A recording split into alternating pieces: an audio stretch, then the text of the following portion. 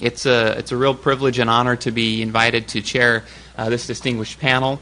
My name is Travis Tanner. I currently work for the 100,000 Strong Foundation, but until very recently was the Strategic Asia Program Director at MBR for a number of years, and so it's wonderful to still be considered part of the MBR family, so I'm grateful for that. I'd like to just briefly thank Ashley Tellis, who will be taking the podium here shortly, for the wonderful leadership that he's offered and for the opportunity it's been for me and the really distinct professional honor to work with him on the last 5 editions of Strategic Asia, of the 10 that he's edited that Rich alluded to earlier. He's truly a mentor to me. I'd like to thank all of the authors that worked so diligently this year on the book. Obviously, without them, the volume would not be the quality product that it is. They've done a wonderful job. And then lastly, thank Rich Ellings, Abe Denmark, Josh Nimzowski, as well as Greg Chafin and the rest of the MBR team that did so much to bring the book into fruition. Again, it wouldn't have happened without them. So just to take one step backward, the goal of this year's book was to analyze the role of nuclear weapons in the grand strategies of several key Asian states, and then additionally to increase understanding of the impact of nuclear capabilities of a variety of Asian nations and the impact on the regional and international relations. We did the book, as you've noted from the schedule and from the breakdown of panels, is broken down into 3 sections. The first looking at acknowledged nuclear powers, the second looking at latent nuclear capabilities, states with latent nuclear capabilities, the focus of our panel here today, and then third will be our final panel looking at the special study that was produced looking at U.S. extended deterrence in Asia, which will be also a wonderful panel to participate in. So the authors that I have here with me on the stage were asked to do 3 kind of main tasks. I just wanted to overview those before they kick off their presentations. And the first was to look at the nature of latency and their respective countries' resident national capabilities in the areas of infrastructure, fissile materials, advanced computation, delivery systems, the R&D infrastructure, and human capital in the nuclear realm. Second, we asked them to look at the external and the domestic political, strategic, economic, technological factors that could prompt a potential nuclear power to transform its latent capacity into actual nuclear weapons program. And then third, to assess the impact on the regional and global system of a decision by a particular country to go nuclear. So not an easy task. They've done a marvelous job at taking a real solid swing at this set of requests, and I think they've done a marvelous job. So it's been a very interesting exercise, and we're going to turn the time over to them now. So I will briefly introduce our distinguished panel. You have their bios in the materials that were handed out earlier. We'll ask John Park first to speak. John is an associate at the Project on Managing the Atom at Harvard Kennedy School's Belfer Center for Science and International Affairs. We also have Robert Reardon, who is a research fellow at the Project on Managing the Atom, as well as the International Security Program at Harvard Kennedy School's Belfer Center on Science and International Affairs. And then we have James Schoff, who is a senior research associate in the Asian program at the Carnegie Endowment for International Peace. So we'll go ahead and ask John to kick things off. Great. Thank you very much. Just wanted to echo Travis's warm remarks and thanks to MBR for putting this together. And it was a rewarding experience to be a part of the team, and certainly a very important case study in terms of how to shepherd an edited volume.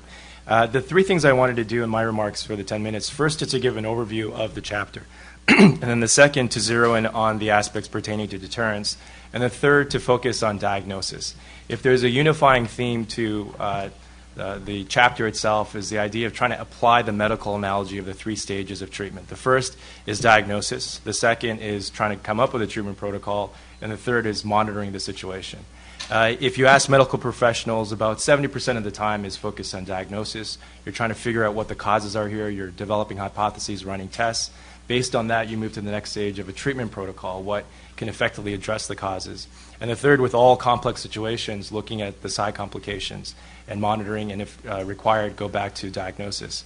My observation in my limited time in Washington is that if you applied this to policymakers, Usually the first stage that they go into is a second stage, treatment, and about 90% of the time is focused on that. Usually it's intuitive in terms of a carrot or a stick. Usually it's a crisis moment, so certainly a lot of sympathy for policymakers in this environment. And usually when things don't go according to plans, that's where they do retroactively the diagnosis and try to figure out. That's where the experts are called in, you do trips to the region and so forth. Now the remaining time you're looking at some aspect of monitoring. Applying this to North Korea has been helpful for me, and I'll mention the last part, some of the points that came out in terms of my research looking at this diagnosis aspect. But the first part, overview, the objective that I laid out was to explore North Korea's evolving use, and it is very much an evolution of its nuclear arsenal and implications for both the Korean Peninsula and U.S. policy. Within this, North Korea's nuclear weapons program has evolved to encompass a lot of different uses. I think it's not an either-or proposition when you look at the results. Motivations, intentions, enormously difficult to gauge. Even if you capture it, it's a moment in time because they shift so much. But if you focus on the outcomes and try to read the patterns, the three things that come out for me, one is the regime's use of its nuclear weapons program to deter its adversaries. This is something where North Korea, with a dilapidated conventional force, although numerically superior to their adversaries in the region, clearly it is a deteriorating type of force. And so this deterring with nuclear weapons seems to be very compelling in terms of their constitution now and a lot of their policy statements. The second is generating revenue. This is something that is forgotten largely, but in a recent past, North Korea was in a nuclear cooperation deal with Syria. It all led to an Israeli surgical strike on the facility in Syria in September of 2007. So this isn't in the realm of speculation. This is something in terms of development and cooperation that was well documented. In the years coming, other researchers, I think this would be a very fascinating topic for a thesis of some kind for more detail about the causal mechanisms there. The third use was in terms of, and here I'm venturing a little off of what you may traditionally read about the North Korean nuclear weapons program, but in terms of pattern recognition, it looks like the North Koreans are putting together a North Korean version of Eisenhower's New Look policy. What was the New Look policy? After the Second World War, with massive allocations to the military and the thought of how to maintain a strong deterrent stand in the United States, but do it in a very cost-efficient manner and focus on the rebuilding of the American economy, the idea was to nuclearize key components of the U.S. military arsenal. And with that, you saw the effort to do this in peacetime in an effort where it was catch-up. The priority was resources to the war effort. In a short period of time, the idea was to revitalize the U.S. economy. In a North Korean sense, the one benefit really is that because of different motivations earlier on, the outcome of those motivations resulted in North Korea devoting an enormous amount of resources to the early parts of its nuclear weapons program. So in financial terms, that's a sunk cost. They've already devoted a lot to it. While they have continued with their activities, the activities compared to the scale of the earlier period, it really is something where I wouldn't say it's a great return on investment, but there is something that resembles that. And so as they make forward movement in their nuclear weapons program, there are internal priorities as well. It's a dilapidated economy. Any notion of economic reform is truly academic because there is no basic transportation or electricity infrastructure in North Korea. And so this putting your eggs in the nuclear basket has different semblances of a new look. And this also frees up resources. And I'll talk a little bit about the internal power consolidation going on in North Korea and how this type of policy might fit into an idea of a structure for reallocating resources away from the military into the domestic economy. So the implications, just to quickly sum up here, the latent nuclear capabilities in the region really relate to South Korea and Japan. I'll save the Japan part for my colleague Jim Schoff. But looking at the South Korean piece, the context is very important. There have been previous academic studies. There have been analyses of different public opinions in South Korea. But the context is crucial. When those statements and when those attitudes were expressed, it was very much a different time period. And as much as on the surface it would seem to be nuclear related, in many respects it ties to a big wake-up call and shock for South Korea. And those were the two North Korean attacks against South Korea in 2010. This whole notion that deterrence might have failed is something that clearly won't be discussed publicly, but a lot of the internal studies and discussions focus on what's the point of having a superior conventional conventional force here if North Korea can conduct two provocations and get away with it. So the nuclear context is being revisited through the lens of how do you prevent North Korea's continued attacks in this particular area. The second implication is for the United States in preserving regional stability and security. It's no longer a function of just reassuring the allies. Now I think if you look at that reassuring component, it is a necessary, but it's not a sufficient element. What is critical now is disrupting North Korean procurement channels. North Korea has made rapid and startling improvements in its nuclear and missile capabilities. So this whole question of how has it been able to do that, I think is a very important component. I'll mention that in the latter part in the diagnosis phase. Very quickly to talk about the deterrence aspect, I won't go too much on the nuclear factor. It's in the chapter, but something that is a bit different to highlight and give you a little bit of background what might sound a little fantastic, but it's Beijing's sunshine policy with Chinese characteristics. There are a lot of things that the Chinese government, particularly the Communist Party of China, is doing vis-a-vis the Workers' Party of Korea and North Korea that has very important implications for all of us. One part that is crucial here is the long shadow of South Korea's northern policy. When South Korea normalized relations with China in 1992, it set into motion the fraying and some would argue the lost decade in North Korea relations through the party-to-party mechanism, to the point where the Chinese really try to build up that relationship as a longer-term part of a stable environment in the region. And that seems to be a big factor in terms of what the Communist Party of China is doing vis-a-vis the North Koreans. But this ties into a contradiction, this clearly unintended consequence, but the contradiction for the CPC is the fact that they are the chair of the six-party talks. They are serious about denuclearization. They want to see denuclearization in the condition of peaceful negotiations and the product of a deal, as opposed to by force or coercion. But at the same time, they're engaged in this party-to-party mechanism because of this view that North Korea is such an unstable variable, and now they have the means and the certain type of capabilities they didn't have before that they can apply to this particular issue. For North Korea, that creates a lot of space. And the space here, to me, that's defined as the CPC giving to the Workers' Party of Korea an RSA. We've heard of NSA, PSA. RSA, to me, is regime security assurance. And the institution that is going on between the two parties is not a product of new found alliance or anything related to going back to Cold War ideology. It is the party-party mechanism using a lot of commercial, capitalist means to shore up this fragile regime in Pyongyang. Let me quickly move to the diagnosis part in the time remaining and highlight 4 key points. One is the primary tool that is being used, not only by the United States, by the international community, trying to shape the environment and inform North Korea's decision-making and how it will deal with nuclear weapons and guide it towards disarmament, are sanctions.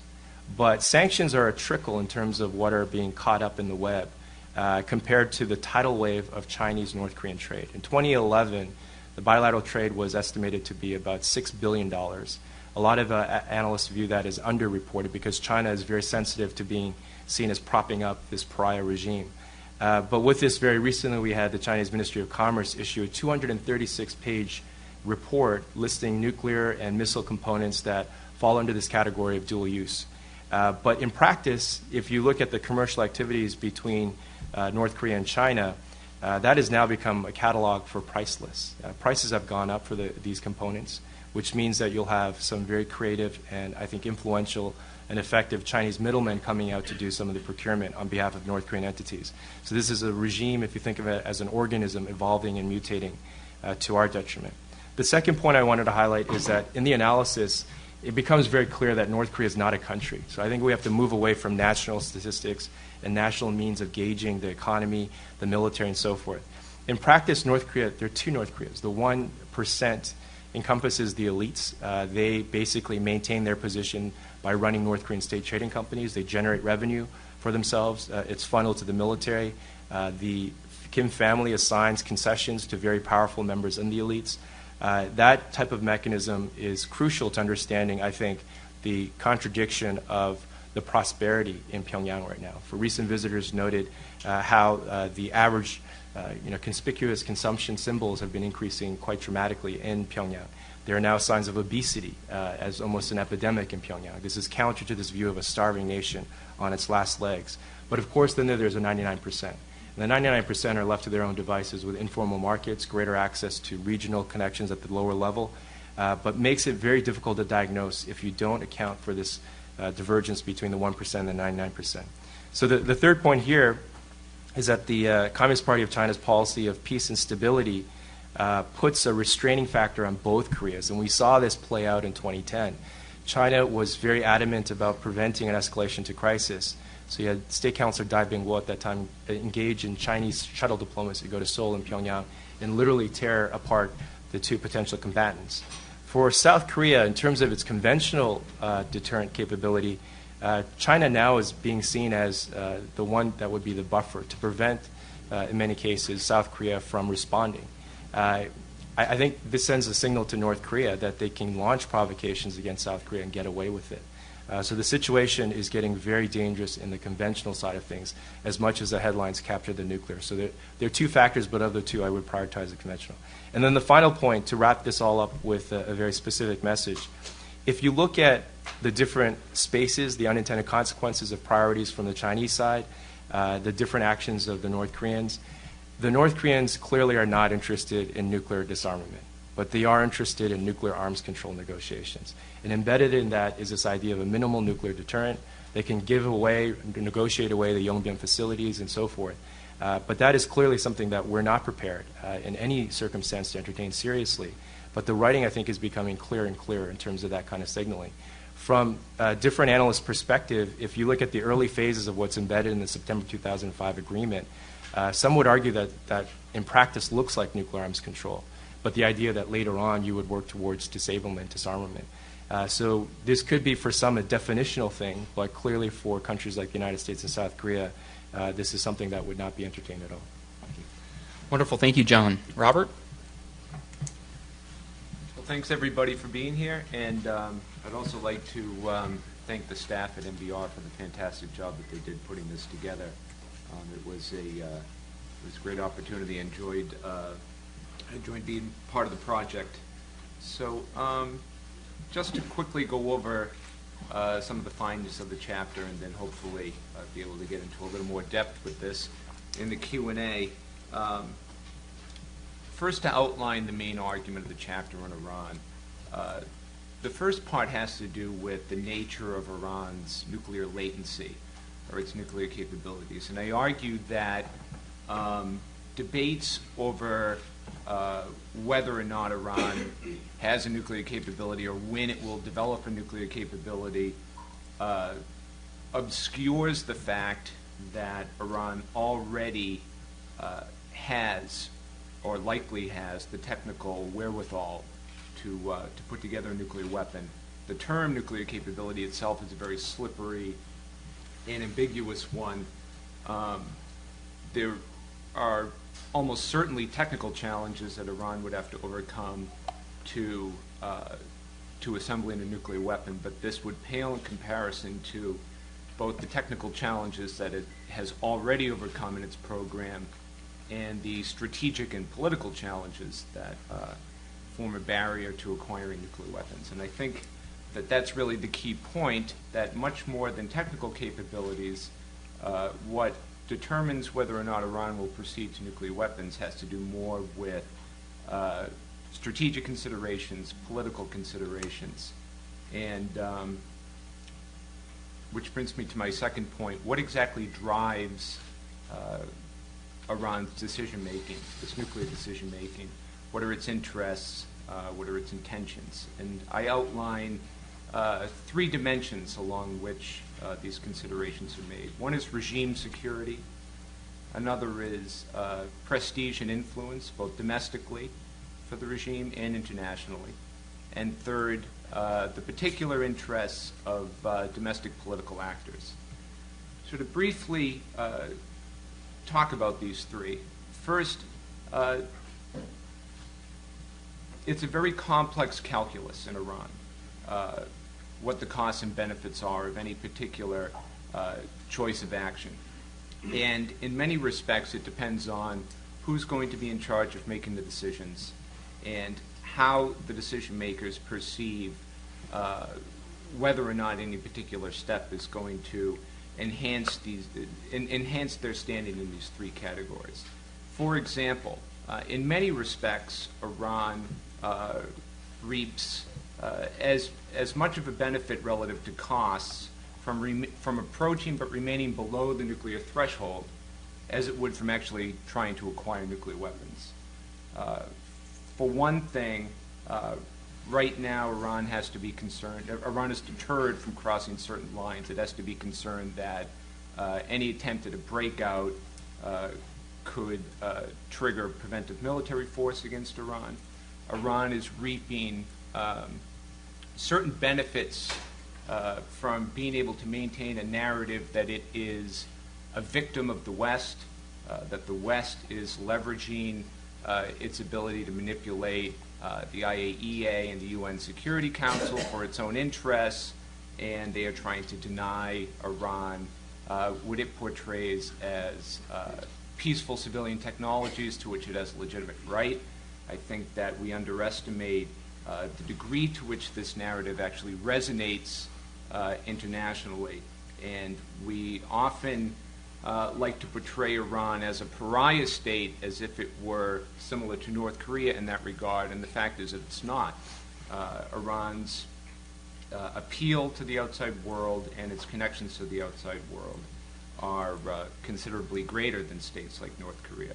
And there is ample evidence that Iran's particular claims regarding the nuclear dispute do find an audience both in the region and globally, particularly among the non-aligned states.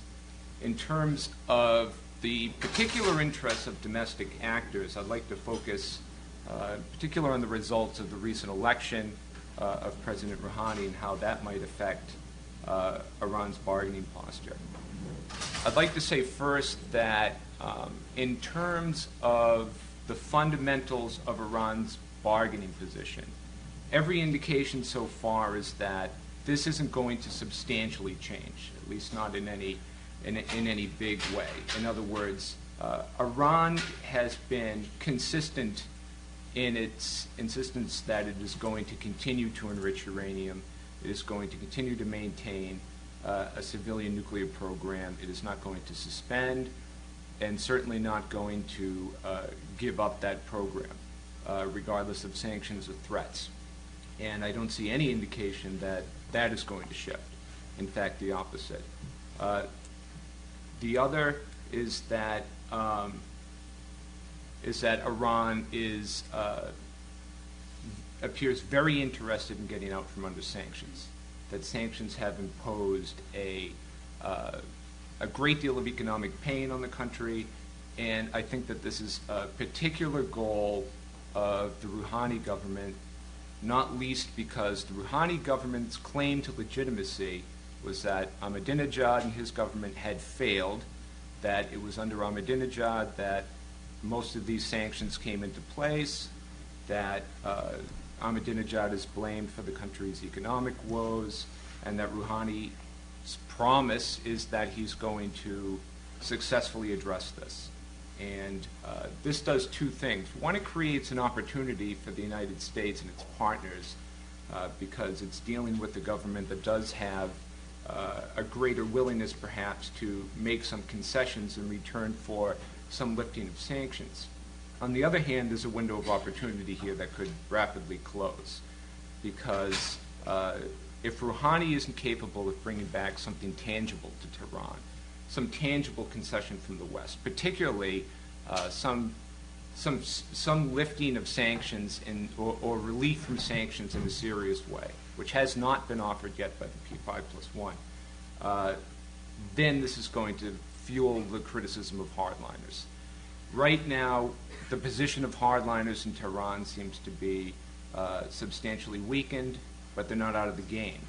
The Supreme Leader appears to have given Rouhani quite a bit of leeway, perhaps himself believing that it is imperative that Iran gets out from under sanctions and seeing this as a way to do it.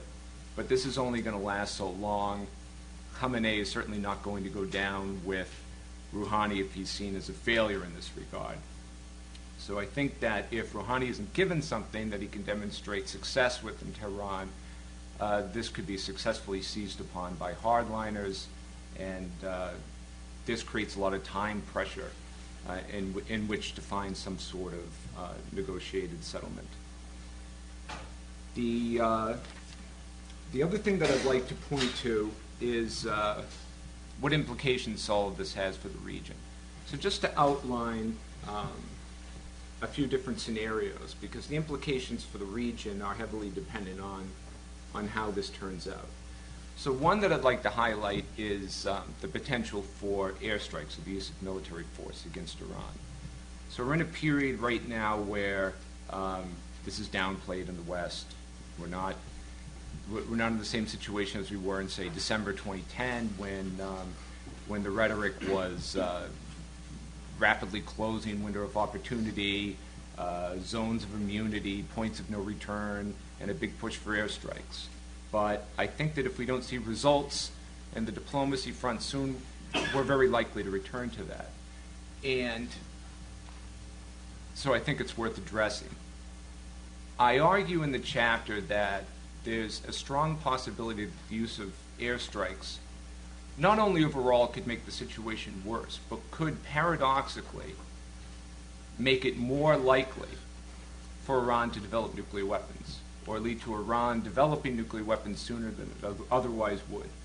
And the thinking goes something like this. At least right now, Iran appears content to gradually improve its breakout capacity. In other words, there's absolutely no indication that Iran is making some sort of hell-bent dash toward a nuclear weapon, quite the opposite.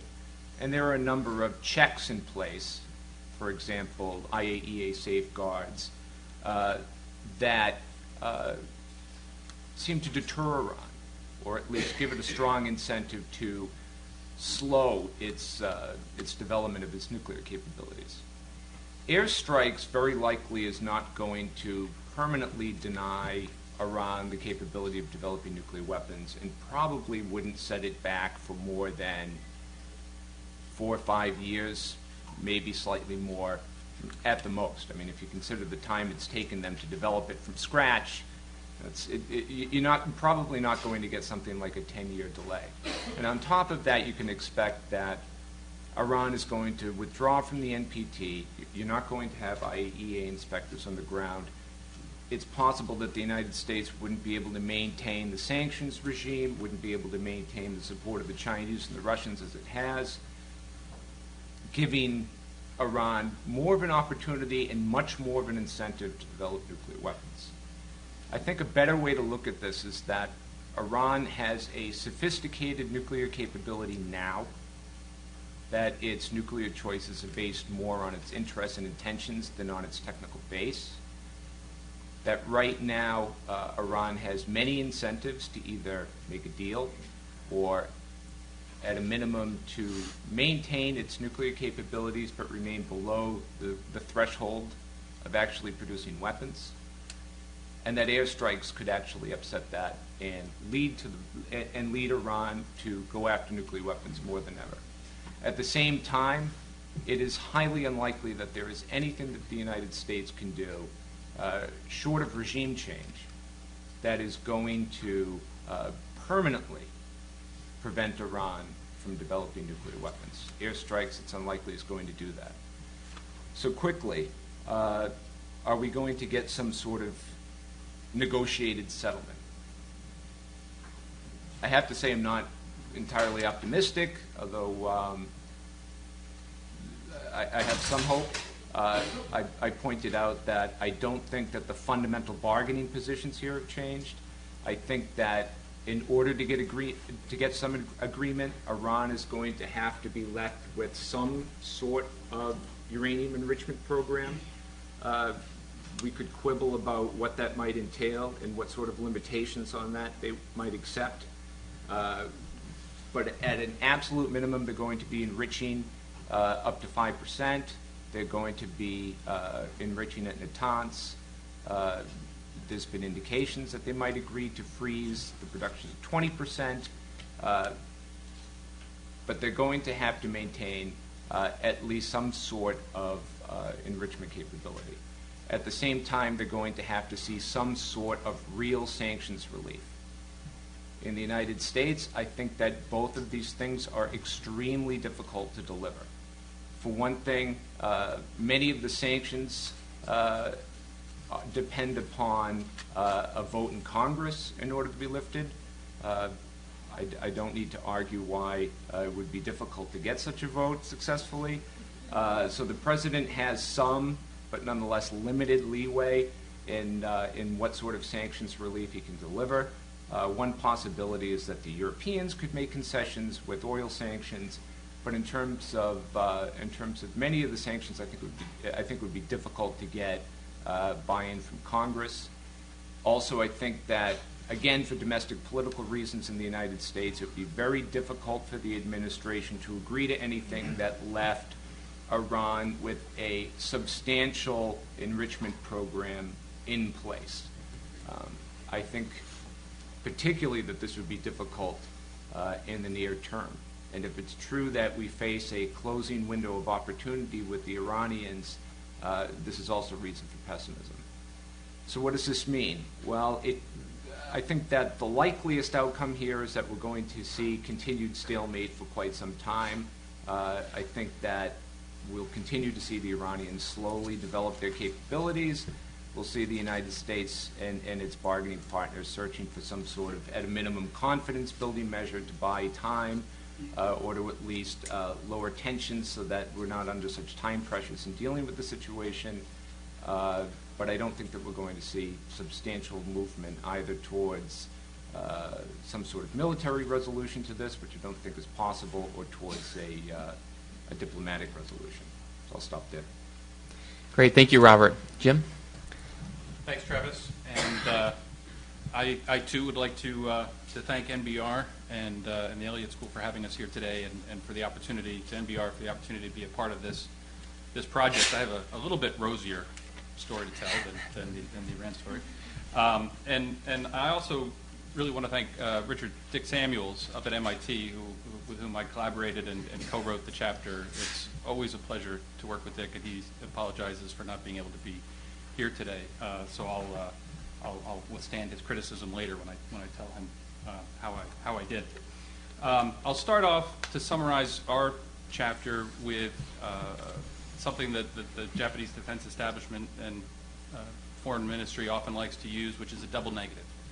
And I'll say our main argument is that it is not accurate to say that Japan will never go nuclear. And our chapter explains why we think this is the case and what implication this has for U.S. policymakers. And because we don't think a Japanese nuclear breakout is any kind of imminent prospect, it's not necessarily a regional implication story as much as it is an alliance implication story and a reassurance story. But there are some important factors that could lead toward a harder hedge in Japan, and these are the areas where we focus heavily. Japan's nuclear hedge is largely unappreciated. It's not a few screwdriver turns away from having a nuclear device, as some suggest, but the political leadership and the government have had a consistent policy for decades to maintain viable options for a relatively rapid acquisition of nuclear weapon capability, primarily to encourage continued strong U.S. Commitment to extended deterrence, but also to be prepared in case the strategic situation changed significantly. The hedge takes the form of a complete nuclear fuel cycle in Japan, including enrichment and reprocessing facilities. And the linkage here has been quite specific. Most recently, as Japan's nuclear energy program has encountered such dramatic problems, we've had former and even incumbent defense ministers make the argument that the preservation of a nuclear energy industry is important to, quote, allow Japan to produce a nuclear warhead in a short amount of time. Now, despite nuclear energy challenges in Japan, in which at this current moment we have no nuclear reactors operating, Dick and I do assume that this is a temporary phenomena and that Japan's nuclear energy industry will revive to at least some degree. Maybe it will not reach quite the same scale that it had in the past, but it will be robust, barring further incidents in Japan. Still an open prospect. But, Japan's Hedge also includes some opportunities at delivery vehicles, including a solid fuel 1.8-ton payload, 3-stage long-range rocket program, the Epsilon, which just recently had its first successful launch, and experiments with reentry technology since 1994. There are many reasons why Japan won't go nuclear anytime soon, including extremely little political support in the country. This is the nuclear allergy that people talk about that is very real, although we argue it's not a genetic condition. And institutional and legal hurdles that some people have called veto players, de facto veto players. And Dick and I argue more that they are obstacles but not necessarily veto players per se. Still, Japan's non-nuclear bona fides are quite strong and real and robust. So we don't want to create any alarm here. Even if Japanese leadership could convince the public that this was the right way to go for national security reasons, there are many reasons why it wouldn't be quick, including a large gap between the nuclear energy, science, and engineering community and the military establishment. A large gap there that would be hard and take time to bridge. Lack of warhead design experience, no real reliable delivery vehicles for nuclear weapons at this point.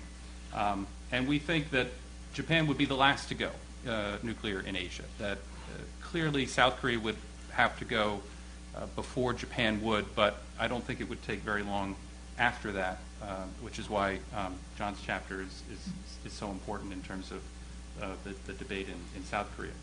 And it doesn't mean that we can ignore the factors that could drive Japan into this direction, because some of those factors are evident already.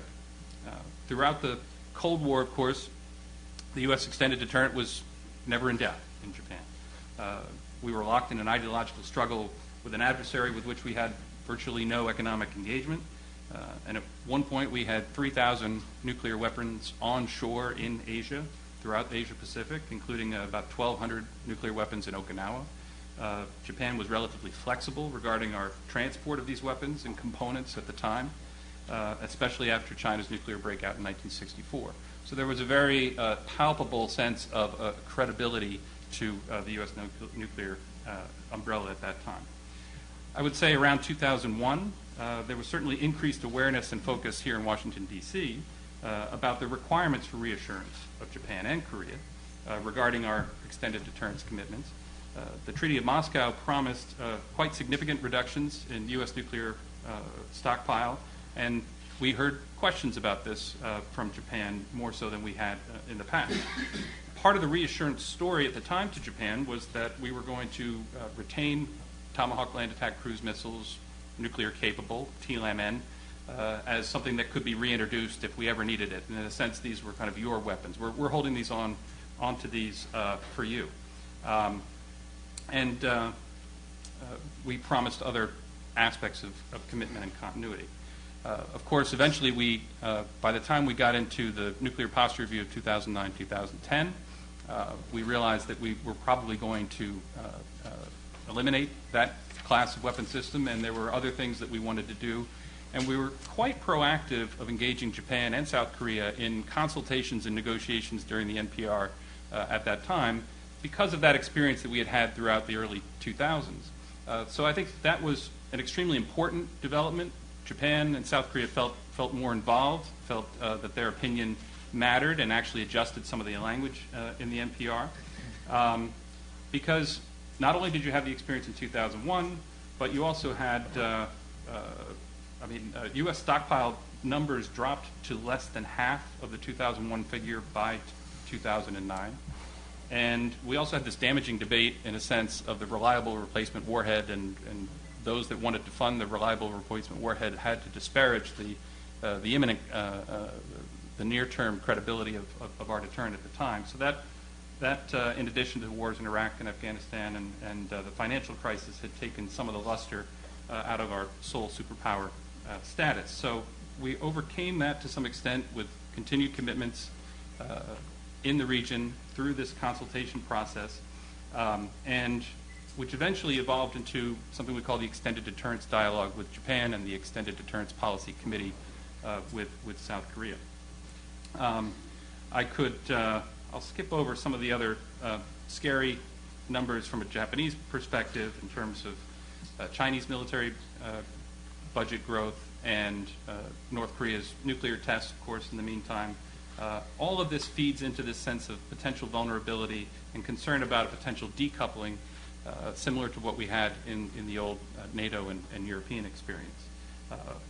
Questions that we get from Japan include, will the U.S. seek to avoid escalation at a potentially high cost to Japan to protect our homeland and other interests? Will the U.S. deterrent be reliable enough? Will it be flexible enough? Will it be prompt enough? These are some of the kinds of conversations that are taking place now that had never taken place in the context of the alliance. And the U.S. has a reassuring story to tell, I think, in this regard, so that those consultations are going relatively well. But there's a point at which just talk doesn't necessarily reassure that it also needs to be backed up by actions.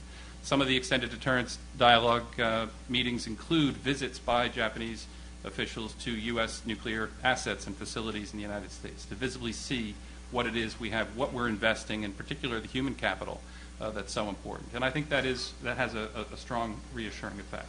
China looms large over the long term for Japan, of course, but I think North Korea is the main threat and the main problem right now. And it's unpredictable and more likely to find itself in an existential threat circumstance. We don't know whether it will view perhaps demonstrating a nuclear device in some kind of conflict scenario or crisis scenario as being in its own interests. And if so, if that creates some kind of damage vis-a-vis Japan, then how do you respond? What if North Korea tries to isolate Japan in a nuclear context? Do we respond in a nuclear fashion vis-a-vis North Korea? What does South Korea have to say in that regard? So there are a lot of detailed things that we need to have conversations about so that there's increased confidence among us. We also need to be committed to the whole spectrum of alliance cooperation, and the 2+2 meeting going on in Tokyo tomorrow will address some of that. Nothing is more reassuring than our close and comprehensive relationship in all facets, economic and military as well.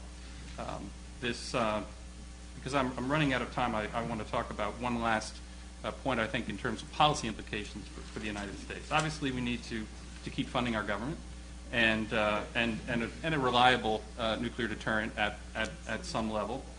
It's important to think through what our strategy really is. It's not just an abstract concept, well, we have these nukes here and we can use them if we ever need to. We need to begin thinking in more concrete terms about how would they apply in a North Korean situation. How do we consult with allies in this situation? We moved from TLAM-N to conventional and then talked about dual-capable aircraft. And we propped that up as the main savior. Well, what if conventional spending is going down? What if we're actually not going to use dual-capable aircraft in terms of introducing them to the region? Maybe we're just going to send bombers from the U.S. If we keep changing our story about what the nuclear umbrella looks like and how we're prepared to provide it, that undermines this sense of confidence. And I think we need to redouble efforts for North Korean denuclearization, including trilateral cooperation with South Korea, so the Japan-Korea relationship is key in this regard. Sanctions enforcement, but then also an engagement strategy with North Korea that doesn't enrich the regime. And communications with China is also critical in this regard because of Japanese concerns over what we mean by long-term strategic stability with China. Do we mean the same thing we mean with Russia? We don't think so, but we have to go through a process of explaining what that means. But I'll save the rest for questions, and thank you for your time. Great. Thank you, Jim. I give them a round of applause. Great presentations. I think that's an indication you all agree that our presenters have done a great job of outlining the capabilities, the motivations, the implications of the latent nuclear weapons programs of these of their countries of focus. So they've done a great job. It's now your turn to dig a little deeper. We have about approximately 15 or so minutes for questions. So please just identify yourself when you pose your question, and we'll go ahead and proceed from here. We have a couple of questions in the back. Okay. Hello, my name is Lucia Levac. I'm a graduate student at American University. And I had a question for Mr. Schoff about Japan. You mentioned that Japan would probably be the last to go in Asia to actually get nuclear power. So I was wondering, if they actually were to get nuclear power, how would that change, or nuclear weapons, excuse me, how would that change the U.S. relationship with Japan in that situation if they're the last to go? Is that something the U.S. would prefer, or might that be something that would still deter Japan from wanting to get it, the fear of ruining that relationship? Thank you. We actually talk about that to some extent in the chapter, and there's the general assumption is that the United States would never approve of Japan going nuclear, and I think certainly in this context that's the case. But if you have a situation where South Korea believes that it needs some level of control over a nuclear capability and therefore moves down that line, that it is conceivable that the U.S. might be willing to support some kind of independent nuclear Japanese capability. I mean, we're having that debate right now on a very small scale. In Japan, they're talking about developing some kind of offensive strike capability in the context of defense, of self-defense. But if North Korea was lobbing missiles and missile defense was not enough, should Japan have the ability to join with the United States in a coordinated alliance effort to suppress North Korean missiles? That you could extend that debate and conversation in a much more intense regional security environment to potentially include nuclear weapons. And you could conceive of lease options or other kinds of situations that would be more financially attractive and technologically attractive and politically attractive, whereby Japan has some control over essentially U.S. weapons that are in theater, and after North Korea goes away and there's happy reunion on the Korean Peninsula, those weapons could be returned, and you could essentially then denuclearize quite easily. And we talk about the UK cooperative arrangement between the United States and Great Britain in this regard, and there's some models out there that you could apply. All this is, we're not there yet, luckily, but I do think that the North Korean threat, if you extrapolate and keep going out a few decades, it's going to cause either tremendous pressure on the United States to provide this nuclear umbrella, or there's going to be some who say, well, why can't they take care of some of this deterrence themselves? Great. Do we have another question in the back, Chris? I'll probably break decorum by asking my fellow authors a question. It just seemed after the end of the panel, I might come to the conclusion that the primary reason the United States needs to maintain a forward presence in the Middle East and Asia is for non-proliferation reasons. All the other great power things maybe are manageable by the actors themselves, but part of the way that those actors will manage them without the United States is nuclear breakout. So in the Middle East and East Asia, do you agree with that the primary reason to maintain a forward presence is proliferation, not conventional or other threats?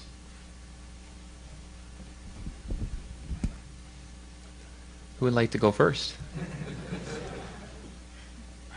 Well, I would just say that, I think a large percentage of in the case of Japan, and certainly with South Korea, is a non-proliferation argument. I mean, Kishi and Sato and early prime ministers in Japan talked about how Japan ought to have nuclear weapons. And some felt about it, strongly about it, because they didn't necessarily want to be so dependent on the United States. Others wanted it for future world power considerations.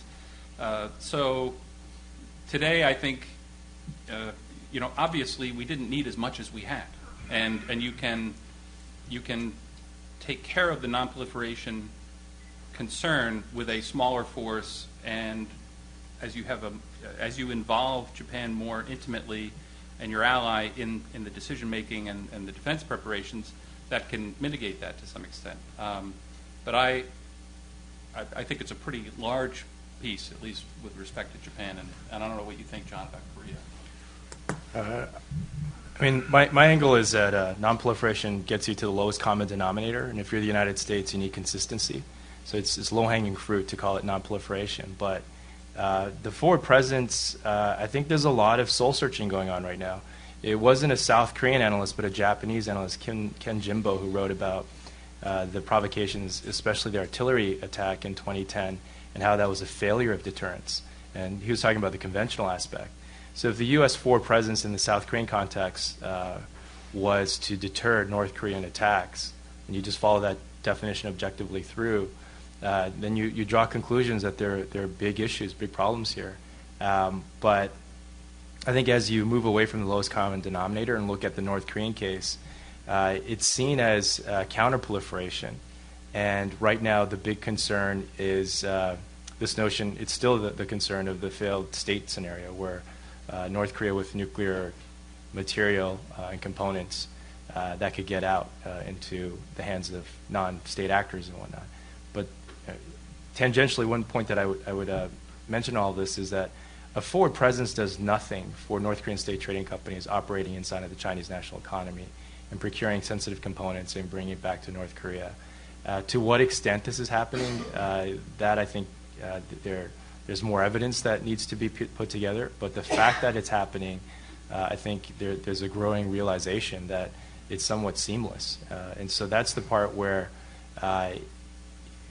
literally the capabilities that are arrayed in the region, they're not putting a dent on this and putting a lot of emphasis on the sanctions part of it, the unintentional consequences that in many respects you're empowering some of these commercial relationships. Just with respect to the Middle East, obviously there are huge differences between East Asia and the Middle East in this regard. In terms of nuclear weapons, I don't really see a role for nuclear weapons in terms of the United States' missions in the Middle East. In terms of conventional weapons, I think that there's certainly an argument to be made that U.S. defense guarantees can play a non-proliferation role in that. The argument would be that either Iran's existing nuclear program or if Iran were to develop nuclear weapons, that this could cause some sort of proliferation cascade where countries like Saudi Arabia develop nuclear weapons. The difference is that in the Middle East, you're looking at countries that, for the most part, lack the technical capabilities to develop nuclear weapons on their own. Certainly nothing like Japan and South Korea. Including the fact that one of the countries in which would be one of the prime candidates, Turkey, already has U.S. nuclear weapons stationed on its territory. The other issue is that Iran doesn't pose the same sort of conventional threat in the region that North Korea poses to South Korea. And it wouldn't require much of a greater commitment of U.S. conventional forces in order to address any potential threat. There are also a number of different reasons why you would want to maintain some sort of conventional forward deployment in the Middle East that go, as recent years have demonstrated, that go beyond non-proliferation, and I wouldn't identify that as one of the biggest considerations or even necessarily requiring a greater U.S. force commitment in the region. Certainly not nuclear. Great. Thanks to all of you for the responses. I'd like to also propose that question be tabled for our final panel. I think it'd be great to hear from Linton, from Mira, and from Ashley Tellis on that. I know Ashley specifically addresses this question in his superb overview chapter to the book, so that's a great question. Thanks, Chris. This side. Chin Suk Lee of South Korean NBC TV. Over the years, during the Clinton administration, Bush administration, and currently Obama administration, the U.S. administration tried to sometimes impose sanctions on North Korea, sometimes tried to engage itself in dialogue with North Korea, but obviously instead of denuclearizing North Korea actually has strengthened its nuclear arsenal, it seems. So if I may throw a provocative question to you, has the U.S. North Korea policy failed? Actually, North Korea has reached a point that NSC's deputy advisor said that North Korea crossed the threshold. So at this point, do do you think would it be necessary for South Korea to go nuclear? And also, do you think? Well, let me just stop there. The first question, it's really a point of perspective. If you were to poll others in the region, the Chinese or the North Koreans, depending on the particular circumstance you're talking about, a dialogue effort, usually there's ample evidence on their side that it was the U.S. that failed to bring it to fruition. But the bottom line is that I think from the U.S. perspective, there are a number of deals. You have the agreed framework, you have the September 2005 arrangement. They were seen as good deals, and the North Koreans didn't follow it all the way through. They reneged at some point along the way. So with that consensus view, the bar is really high now. The United States won't go back to talk for talking's sake, as much as China feels that the time is conducive for that. The idea that the dialogue will somehow lead to a breakthrough, that thesis is gone. Now it's this idea that North Korea has to show something. Either it invites International Atomic Energy Agency inspectors back to Yongbyon, or it does some version of disabling a facility and so forth. But this question of whether South Korea should go nuclear, if the view is specifically the threat from North Korea, the decision to go nuclear invites a host of other headaches and problems and dilemmas for South Korea. So it's not really the solution, but the beginning of other difficulties and challenges. One area that would make it particularly unfeasible in a practical sense is that sanctions would be enormously effective on South Korea. South Korea is part of the elite $1 trillion economy club. It's an exporting nation. The degree of sensitivity to sanctions would be a test case and used and cited as an area where that is a very effective measure. In the case of North Korea, North Korea is the most heavily sanctioned country in the world. So you have to think every time North Korea does a nuclear test or missile test and there's another round of sanctions and the various officials say this time these have teeth, then I think that implicitly means that the previous measures that were announced with these have teeth mean that it's important for political signaling and messaging, but in terms of impact, the North Korean regime is very good at evading and finding new ways to do business. But here I go back to this notion. We look very closely and try to look closely what's happening in North Korea, but hiding out in the open are North Korean state trading companies doing business and procuring inside of China. And China, being the factory to the world, produces everything. And for foreign companies that want to produce dual-use industrial equipment for the Chinese market, it makes it very, very easy for the North Korean state trading companies to procure. We have time for one final brief question. Oh, I'm sorry. Jim, do you want to answer that? No, that's all right. We'll Okay. take another break. This will be our last and final question down the side. Thank you very much. My name is Tim Westmeyer. I actually work here at the Seeger Center on some of these nuclear debates in Asia projects that Mike mentioned earlier this morning. This is just continuing the conversation Mr. Park just mentioned about nuclear weapons issues, indigenous in the ROK. Do you think that debate has evolved anything further, especially with this provocations? Usually the context is provocations occur because of the lack of an indigenous nuclear capability. If we had them, then these provocations would stop. Do you think that process has gone out any sort of further in that debate? Why would those necessarily stop if they were just the similar conventional provocations? Not really sure where that debate is. Usually they use the Cold War model, but that is a very different particular situation than what occurred. Thank you. I was at a conference in Seoul hosted by the Asan Institute, and a former prime minister of South Korea and former foreign minister, very level-headed, very cosmopolitan individuals were saying and interpreting this growing public opinion sentiment in South Korea that South Korea should get a nuclear deterrent. They were saying that it's a part of a sentiment that it would get China's attention, and that China in turn would seriously turn the screws on North Korea. That's a big gamble, and as I mentioned earlier, for South Korea to go nuclear, it invites a host of other problems. But the sentiment it's a very nuanced one.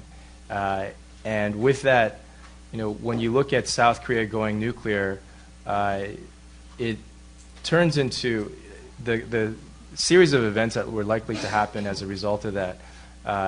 It feeds into the North Korean nuclear justification being more seductive for different audiences in the region, and I would say certain groups in China as well, and it would make the nuclear problem that much more difficult. Then you would have a Korean peninsular nuclear problem as opposed to just a North Korean nuclear problem.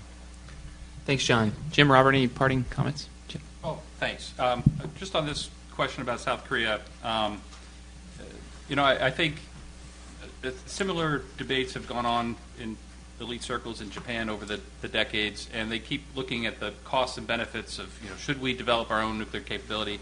And the costs always outweigh the benefits, and then it's just better to go with the U.S. Extended deterrence. And I think in Korea today, that calculation is still the same. At this point, it doesn't. The costs outweigh the benefits and should for the foreseeable future. But the key is to stay vigilant and make sure that remains the case. Just quickly on the question of, has U.S. policy failed or not? Certainly our policy, our collective policy in the region hasn't been successful in the sense that North Korea has the capability that it has. But neither do I think North Korea's policy goals have been achieved either, and there's been a great cost to North Korea in that regard, and growing solidarity among other players in the region. So there's still some time to play that out, I think. Great. I want to pick up on something that John said and connected to a broader point. John mentioned that South Korea is a lot more sensitive to coercion than North Korea. And I think this connects to the broader point that we underestimate the degree to which we can successfully coerce our friends and overestimate the degree to which we can successfully coerce our adversaries. And this applies to the Iranian case as well, and in dealing with allies in the region like Israel, or dealing with states like Saudi Arabia that we worry might develop nuclear weapons on their own if Iran were to go nuclear. I think we overestimate the degree to which coercion would work against Iran. We often fail to consider the potential for an escalatory or paradoxical response. And we also overlook the degree to which we have substantial leverage with countries like Israel and Saudi Arabia. Thank you. Thank you again for the terrific questions, everyone, and invite you to join me in thanking our panelists for the terrific presentations and discussion. Thank you so much.